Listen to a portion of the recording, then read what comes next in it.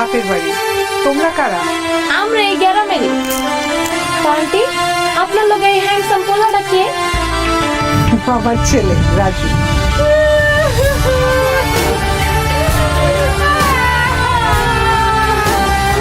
এ কি, তোমরা কাঁদছো কেন? আন্টি, 6 মাস আগে আমার স্বামী হয়ে গেছে। আমি দেখলে একদম বিলকুল হের মতো, একদম হের মতো চেহারা দেখে আমার যাওয়ার কথা মনে হলো। প্রথমটা মরতে পুষ্করিতে ডিব্বা, এরপর একটা ভালো মানুষ তার কাছে নিচে হইতে ভাল কইরা জায়গায় খত আর শ্বাসে একটা মুখ ছিল।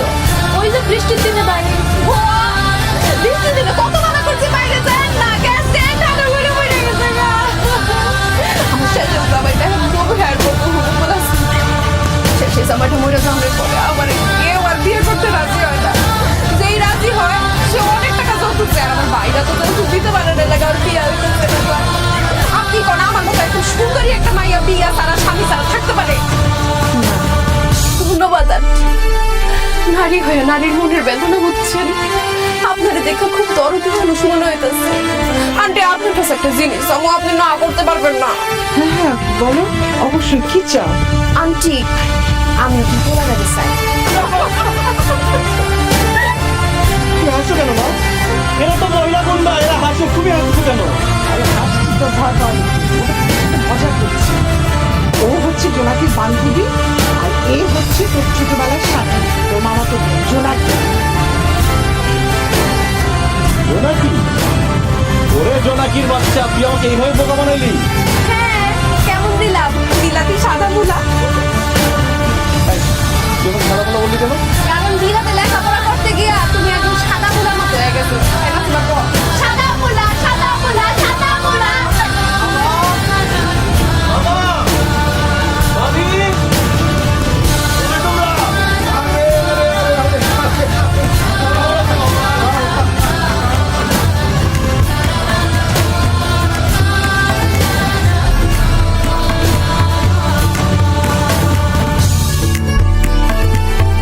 তোমাদেরকে দেখে যে কি ভালো লাগছে। মামি, কেমন আছো তুমি? আমিও ভালো আছি রাজু বাবা, কিন্তু তুমি মাসাল্লাহ এত বড় হইছো, অথচ মনে হয় সেই দিন এইটুকু ছিলা। আমি তোমারে কোলে কইরা আঙ্গু বাড়িতে নিয়ে আসলাম। আসলে তুই অনেক বড় হয়ে গেছিস। আচ্ছা ভাই না, তোকে তোর আগের বাপটার কথা মনে পড়ে? আগের বাপ মার কথা মনে করে বলছি? আমার আগের বাপ মা কে মামা? সব বাপ মা যার কাছে একটা পালক আনছিল, তারও কথা বলছিস। কি বললাম মামা? মা আমাকে পালক আনছে? হ্যাঁ, কিন্তু আমার বোন শাড়িটা ছিল না, তোকে তো পালক আনছে। কি রে শাড়িটা? তুই কিছু কথা? আহা ভাইজান, চুপ করো না, এসব কেন বলতেছো? কেন চুপ করবে? তুমি এত বড় একটা সত্য কথা কিভাবে তুমি গোপন করলে আমার কাছ থেকে? সত্যি করে বলো, কোত্থেকে আমাকে পালক আনছো? তোরে সত্যিটা আমি বলতেছি, তোর পালো কানি নাই তো? তোরে রাস্তার পাশে পাই, তোর বাবা মা রাস্তা দিয়ে হাইটে যাচ্ছিল, হঠাৎ শুনে একটা বাচ্চা ওয়াও ওয়াও ওয়াও করে কাঁদতেছিল। তখন ওই বাচ্চাটাকে কোলে করে নিয়ে আসছি, ওইটা শুনে তুমি। নাই জোনাকি, চুপ কর। আমি যাও না, ভুলাও না, আমি একজন মানুষ। আর মামা মামি, তোমরা তো আগে থেকে আরো বেশি দুষ্টু হয়েছো। আগেও আমার সাথে দুষ্টামি করতাম, মজা করতাম, এখন আরো বেশি করতেছো। আচ্ছা, আমার নানু কই? নানু, নানু!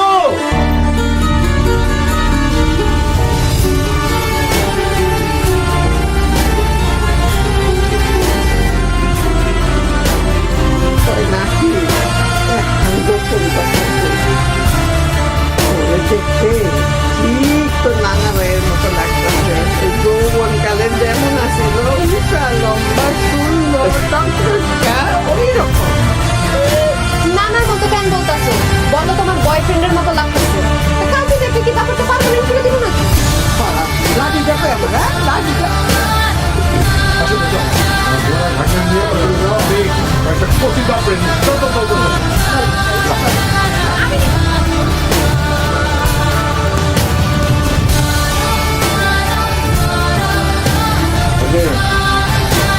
তুই ছোটবেলায় যা যা খাইতে পছন্দ করতিস, তোর মামি এগুলো সব আমরা। আজকে মামা ভাগ্নে দুজনে পেট করে শুরু কর।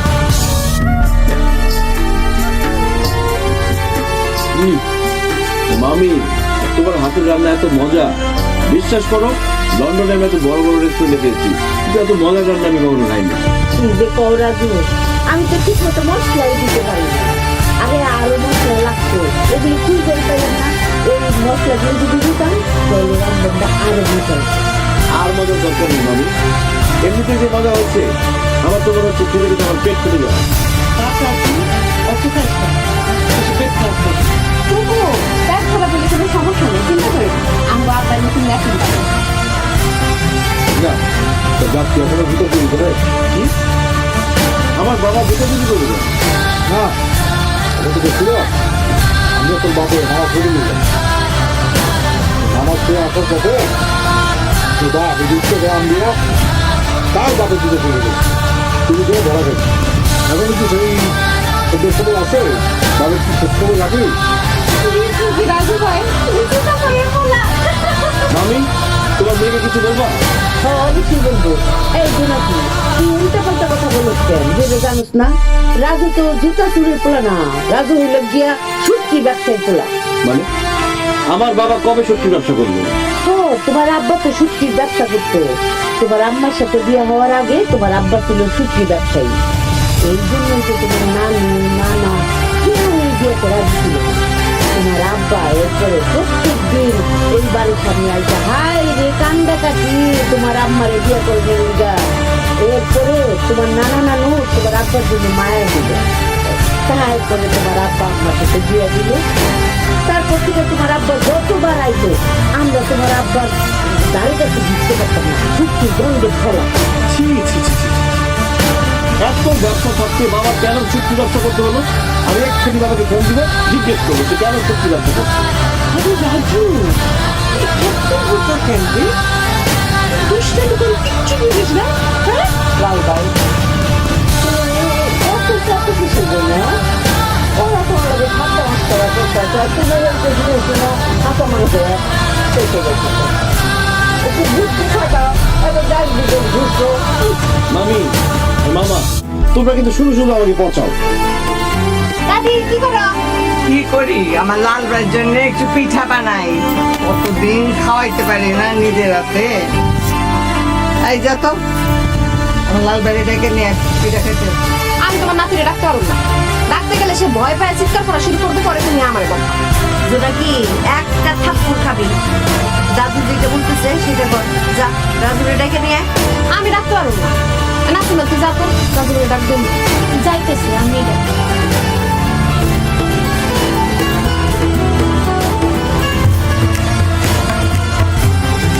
এই, খবরদার ধরবি না, এটা আমার লাল ভাইয়ের জন্য। এটা আমরা খাইতে পারবো না।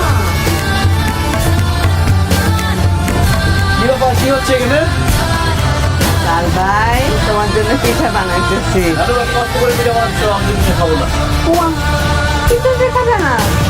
আমি মিষ্টি কিছু খাই না, ডায়েট করছি তো। পিঠা বলছি মা, ডায়াবেটিসে কম, যাতে মোটা না, ওই লবণ চিনি এগুলো একদম খায়। এটা কোনো কথা হইলো? এখন হইলো খাওয়ানোর বয়স, হ্যাঁ? মুট মুট চিনি খাইবো, লবণ খাইবো, মাখন খাইবো, এই বাড়ি ভর্তি গোস্ত খাইবো, তাইলে না শরীর। দাদা কালে যেরকম লিখলিখতে আসছিল এখনো সেই রকম। তুমি যে ছোটবেলা থেকে চিতই পিঠা তেলের পিঠা পছন্দ করো না, সেই জন্য আম্মা সকালে ঘুম থেকে উঠাই যা তোর জোর শুরু করছে, আমরা কেউ ঘুমাইতে পারি নাই। এই যে দেখো কত সুন্দর করে বানাইছে তেলের পিঠা চিতই পিঠা। শুনো, তোমার চিন্তা নাই, মিষ্টি মিষ্টি দেওয়া হয়নি, খাইলে কিচ্ছু হইব না। না সব এই যে তেলের পিঠা।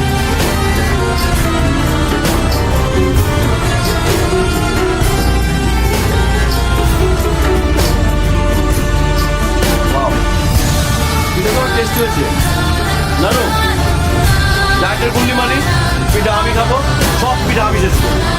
সব পিঠা তুমি খাবে না?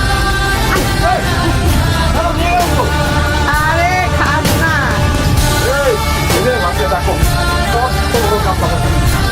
এটা মাথাটা তুমি খাবে, হ্যাঁ? কি বলো মামা, এত বড় মাছের মাথা আমি কি করে খাবো? আমি মাছ খাই না। কাকা অসুবিধা নেই, আমি তো আছি। এই কাকুদা ধরো মাছটা ধরো, কাতলা মাছের মাথাটা মুগ ডাল রান্না করবা, হ্যাঁ? দেশি বড় কোথায় এই যে দেশি মুরগি আর বসে দিচ্ছে, গৃহস্থের পালা মুরগি। ঠিক আছে? তুই রান্না করে কেন? তুই তো আর তোর ভাবি রান্না করবো, ঠিক আছে? ভাই জানা তো রান্না করি না, আমি পিঠা খাই। ভাবি আর মা রান্না করে। মা, সব দিন পিঠা বানাও না, পিঠা বানাও।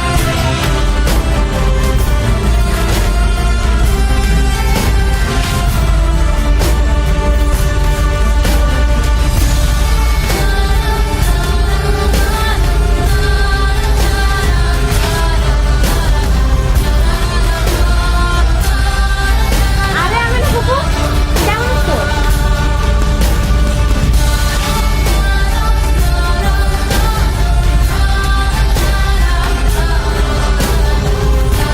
ও মা! মা! মা গো! আরে খালা কেমন আছো তুমি? খালা বিদেশে গিয়ে তোমাকে কত মিস করেছি, তুমি আমাকে সব থেকে বেশি আদর করতে। কেমন আছো তুমি? হয়েছে আর খালা খালা করণ লাগবো না, এখন চোখের সামনে দেখছো, এখন আদর উঠলে উঠছে। এই যে নানার বাড়িতে আসছো, একবার কি ফোন করে খবর নিছো? আমার বাড়ি যাওয়া তো দূরের কথা।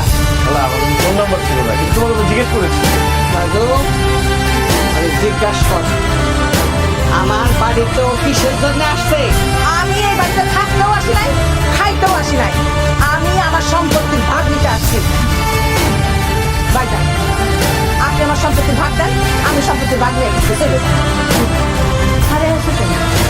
তোমার বোন তার বাপের গাছ বাসা ছুঁয়ে গেছিল, ওইটার ভাগ বুঝে নিতে আসছে, তাহলে ভাগ বুঝাই দাও। অসম্ভব। আমি আমার বাপের সম্পত্তির এক কণাও পরে দেব, সাতটা তো চাপ খাওয়াতে মনে সম্পত্তির ভাগটা কত বড় সাহস! এই, তোর কারণে আমার বাপ মরছে, তুই একটা ফাউল কোনো লোকে ভেঙে গেছিলি, তোর কারণে আমাদের পরিবারের মান সম্মান সব গেছে। তোরে তো আমি আমার বোনই মনে করি না, তোদের জীবনের সম্পত্তির এক কানা করি আমি দেবো না। তুই বেরো, বেরো তুমি, বেরো। না, আমি সম্পত্তির ভাগ না নিয়ে এই বাড়ি থেকে বাইর হবো না, সম্পত্তির ভাগ আমার দিতেই হইব। তোরে আমি এই বাবা, তুই কি শুরু করলি, হ্যাঁ? কান খুলে শুনে রাখ, আমি বাইচা থাকতে আমার স্বামীর সম্পত্তির কোনো ভাগাভাগি হইব না। তুমি পয়সা থাকতেই টাকা আমার সম্পত্তি দিতেছে না, আর তুমি মহিলা জানলে পরে তোমার বোনাকে আমার সম্পত্তি দিব? ও তো বাড়িতেই ঢুকতে দিব না, সম্পত্তি দেওয়া তো দূরের কথা, আমি আমার সম্পত্তির ভাগ নিয়ে তারপরে এখান থেকে যাবো, তার আগে এই বাড়ি থেকে আমি যাবো না।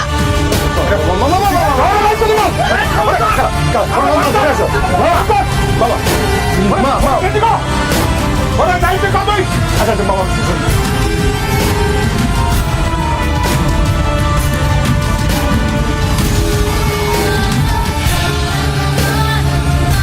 ভাইজান, তোমার সাথে কিছু কথা ছিল। ওই আমি না সম্পত্তির ভাগটা চাইতেছি, নিয়ম অনুযায়ী তো ওর পাওয়ারই কথা, ওর ভাগটা বুঝাই। হ্যাঁ বাবা, চিন্তা করে দেখলাম আমি না যা বলছে বেআইনি কিছু বলছেন না। ওনার সম্পত্তির ভাগ ওনাকে বুঝিয়ে দিলে তুই ঝামেলা শেষ। তোরা এই কথা কইতেছিস? কইব না কেন? ওরা তো তলে তলে এই উদ্দেশ্য নিয়ে আসছে, সম্পত্তি ভাগাভাগি। তোমার দুই বোন, দুই ভাইগনা, তারা একসাথে আসছে মামার বাড়ির আদর খাওয়ার জন্য না, মামার বাড়ির সম্পত্তির লোভে, মামারে ধ্বংস করার জন্য, মামারে মাইরা ফেলানোর জন্য আসছে। মুখে লাগাম দিয়ে কথা বলে থাকি। আমরা ভাইজানি তো হামলা করবো, এটা কেমন কথা বলি? আর আমার বোন তার বাবার সম্পত্তি ভাগ চাইতেছে, ভাইজানের সম্পত্তি, আর টাকা পয়সার দরকার, আমার এই ভাগের কোনো দরকার নেই। আর আয়না তো সেইটা পাবে, তাহলে তার ভাগটা বুঝা দাও। বাবা, তুমি আমাদেরকে ভুল বুঝো না, আমাদের সম্পত্তির কোনো দরকার নেই। তুমি শুধু আমি না খেলার সম্পত্তির ভাগটা বুঝলে তো তাহলে চলবে। তুমি এইখানে খারাই রয়েছো, আর ওইদিকে কি চলতেছে জানো? তোমার বোনেরা সমস্ত জমি মাপ জপ শুরু করছে দখল নেওয়ার জন্য। তাড়াতাড়ি দাও, থামাও করে। কোন দিকে ওদিকে দেখতেছেন?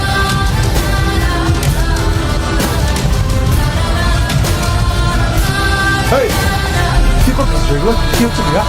আমরা দুই বোনে জমির যতটুকু ভাগ পাবো সেটা মাপতেছি, মাপা হইলে দখলে নিব। আমি নামে গেলাম, বন্ধ কর। খুব খারাপ হয়ে যাবে কিন্তু বন্ধ কর। না ভাইজান, না ভাইজান, বন্ধ করুন না। আপনারা কিন্তু অনেক ভালো করে কইছি যে সম্পত্তি ভাগ করে দেন, আপনি দেন নাই। এখন নিজেকে সম্পত্তি নিজেরা ভাগ করে দখল করে নিতেছে। তোর যে কষ্টকর হারাবে এটা আগে বুঝি না, এগুলো বন্ধ কর। ওদের দাও দিয়ে কোপায় আনা করলে হারাই দেবো। আচ্ছা, আপনি করলে হারাবেন আর আমি চাই দেখবো। বড় ভাই বলে অনেক সম্মান করছি। আচ্ছা, এখান থেকে চলে যান, নাইলে কিন্তু ছায়া কথা বলো না। যান আপনি। মানে কি করলা? সবাই হাত তুললা?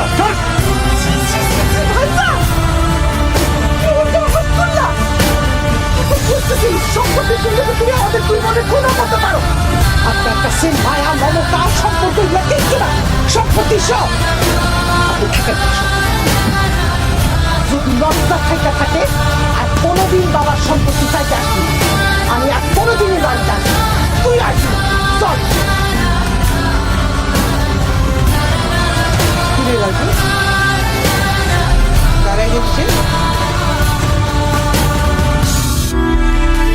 মা, আমি মামার বাড়ি ছেড়ে যাব না, তোমরা যাও। এত অপমানের পরও এ বাড়িতে কেন থাকবি? আমার নানুর জন্য। তোমরা সবাই ঝগড়াঝাটি করে মারামারি হানাহানি করে এই বাড়ি থেকে রাগ করে চলে যাচ্ছ, কিন্তু একটা বার কি চিন্তা করে দেখেছো এই মানুষটার কেমন লাগছে? ওনার চোখের সামনে ওনার স্বামীর সম্পত্তির ভাগাভাগি নিয়ে তার ছেলে মেয়েরা ঝগড়া করছে, মারামারি করছে, রাগ করে বাড়ি থেকে চলে যাচ্ছে। এটা নানুর ভালো লাগার কথা না মা। আমরা সবাই যখন এই বাড়িতে এসেছি নানু তখন কতটা খুশি ছিল, কিন্তু এইভাবে চলে যেতে দেখে নানু সেই খুশি নষ্ট হয়ে গেছে। এখন আমরা সবাই যদি এভাবে রাগ করে চলে যাই, নানু আরো বেশি কষ্ট পাবে। আমি নানুর কোনো কষ্ট দিতে পারবো না। তোমরা চলে যাও, আমি এখানে থাকবো, আমার নানুর কাছে থাকবো। কাকু, তুমি একদম ঠিক কথা বলছো। আমরা কেউ আম্মার দিকটা চিন্তা করতেছি না। আমার অনেক কষ্ট হইতেছে, আম্মা কষ্ট সহ্য করতে পারতেছে না। আজকে যদি আমার নিজের মা হইতো, আমি কি মায়ের এত কষ্ট দিতে পারতাম? পারতাম না। শাহিদা, আমেনা, ওরা যদি আমার নিজের আপন মনে হইতো, আমি কি ওখানে সম্পত্তি থেকে বঞ্চিত করতে পারতাম? পারতাম না।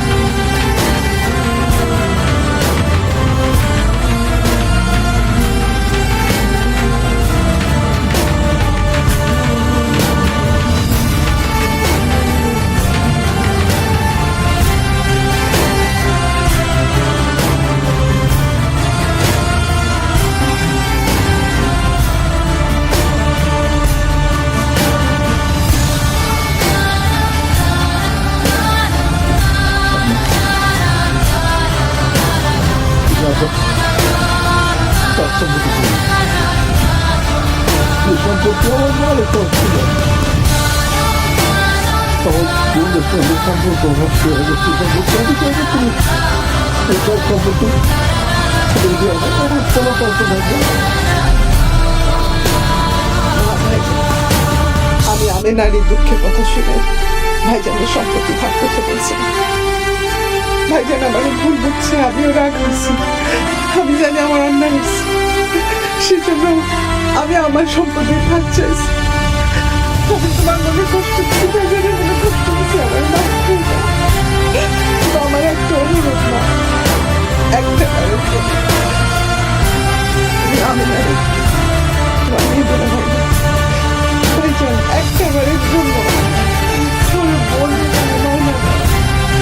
আমি ভাবছি আম্মা, জোনাকি রাখা, আমি না বুঝে একটা ভুল করছিল, সেটা আপনারা মনে ধরে রাখবেন না। আমি না ক্ষমা করে দিয়ে ওরে কাছে টেনে নেন।